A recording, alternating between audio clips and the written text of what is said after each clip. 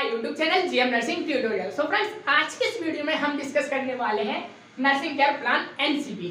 Friends, ये nursing care plan होता क्या है, उसी को आज हम इस वीडियो में जानेंगे और उन टॉपिक्स को भी पढ़ेंगे जो कि महत्वपूर्ण भूमिका निभाते हैं नर्सिंग केयर प्लान में। जैसे कि फ्रेंड्स, असेसमेंट हुआ, डायग्नोसिस हुआ, प्लानिंग, इम्प्लीमेंटेशन, जो कुछ भी step by step nursing care plan में आता है उन्हीं को हम यहाँ पर डिस्क्राइब करेंगे और बनाना सीखेंगे कि नर्सिंग केयर प्लान होते क्या है। फ्रेंड्स, अब जान लेते हैं नर्सिंग केयर प्लान है क्या। Nursing care plan is a part of nursing process. Nursing process generally defined as systematically problem solving approach. Friends, जो नर्सिंग केयर प्लान है वो नर्सिंग प्रोसेस का ही एक पार्ट है और नर्सिंग प्रोसेस है वो एक सिस्टमेटिकली प्रोसेस है। Patient defined as systematically problem solving approach. किसी पे कोई पेशेंट आता है, उसकी जो प्रॉब्लम है उससे को जानने के लिए जो सिस्टमेटिक प्रोसेस अप्लाई की जाती है वही फ्रेंड्स नर्सिंग प्रोसेस है। फ्रेंड, अब देखिए फ्रेंड, आपको एक बात बता दूं, नर्सिंग केयर प्लान मतलब कि पेशेंट की केयर करने के लिए जो प्लान बनाया जाता है उसी को हम बोलते हैं नर्सिंग केयर प्लान।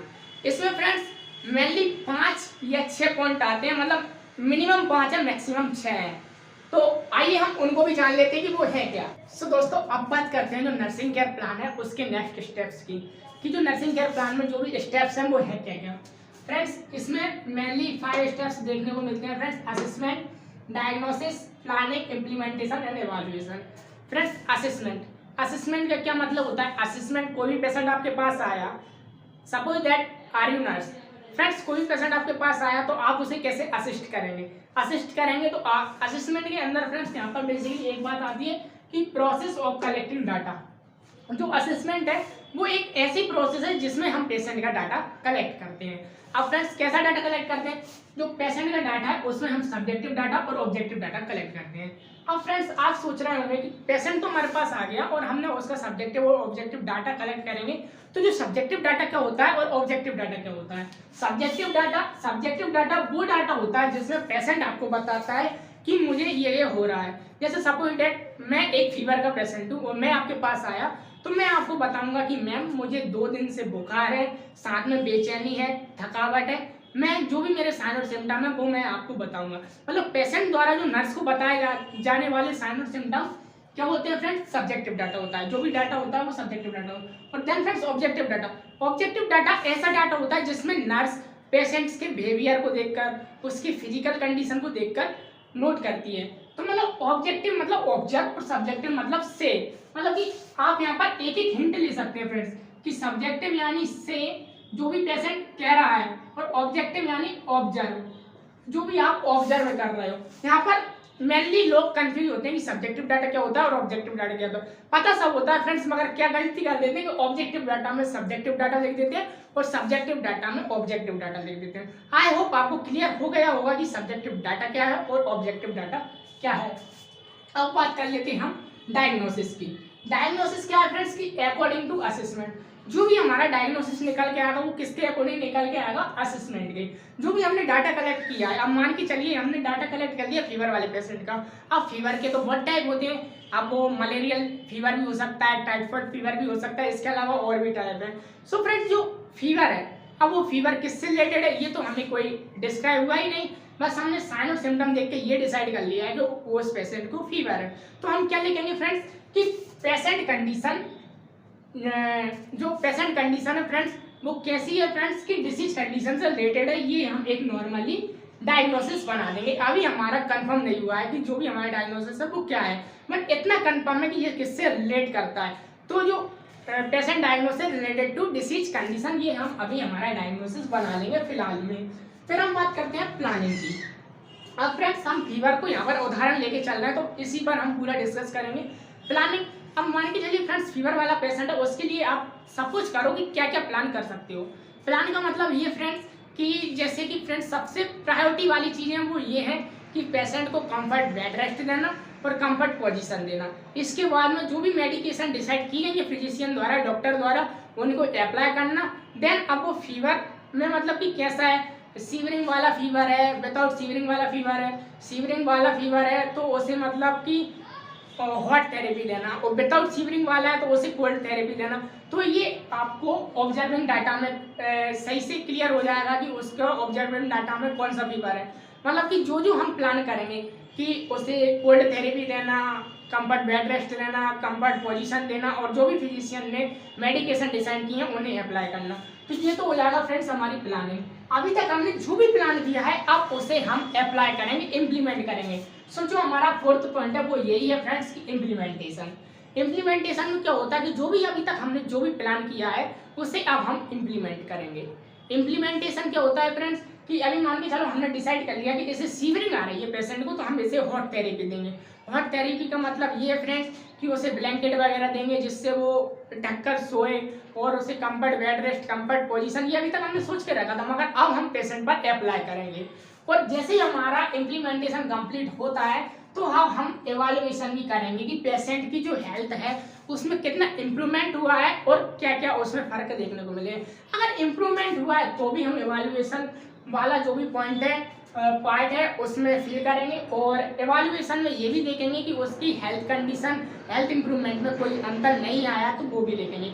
अगर अंतर नहीं आया तो फ्रेंड्स हमको क्या करना पड़ेगा, जो भी हमने प्लान किया था उसे चेंज कर देंगे। और अगर इससे हेल्थ इंप्रूव हो रही है तो इसी के अनुसरण करेंगे, इसी पर चलेंगे फ्रेंड्स और डॉक्टर फिजिशियन से हम राय लेंगे, परामर्श लेंगे फ्रेंड्स। तो ये थे इसके कुछ basically 5 points: assessment, diagnosis, planning, implementation and evaluation.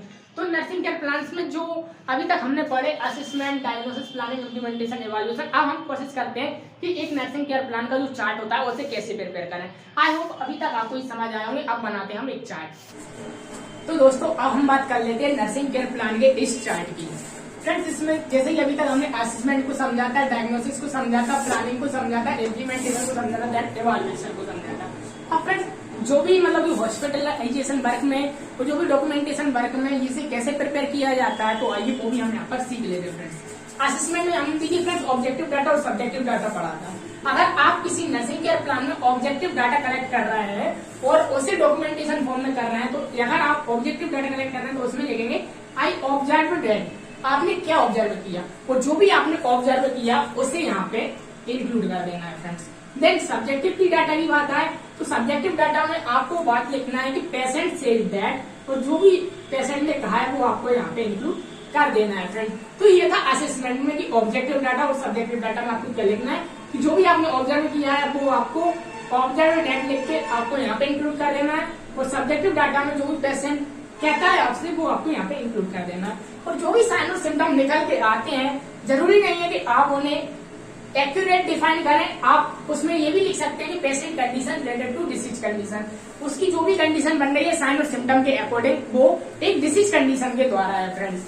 और जैसा कि आप दर्शाना भी चाहते हैं कि फीवर वाला पेशेंट है, कफ वाला पेशेंट है, निमोनिया वाला है, ट्यूबरकुलोसिस वाला है, कोई भी अगर आपको एक्यूरेट लग रहा है कि उसकी ये डिसीज कंडीशन है साइन और सिम्टम को देखकर तो आप इसमें इंक्लूड भी कर सकते हैं। डिसीज कंडीशन की जगह related to fever, related to tuberculosis ऐसे भी लिख सकते हैं फ्रेंड्स। अब यहाँ पे असेसमेंट हो गया, डायग्नोसिस हो गया, अब बात करते हैं हम प्लानिंग की। प्लानिंग में फ्रेंड्स की प्रायोरिटी किसको दी गई है कि पेशेंट की कंफर्टनेस को फ्रेंड्स, कि प्रोवाइड कंफर्ट बेड रेस्ट, ये पहला पॉइंट है आपका। सेकंड पॉइंट क्या हो जाएगा फ्रेंड्स, प्रोवाइड कंफर्ट पोजीशन।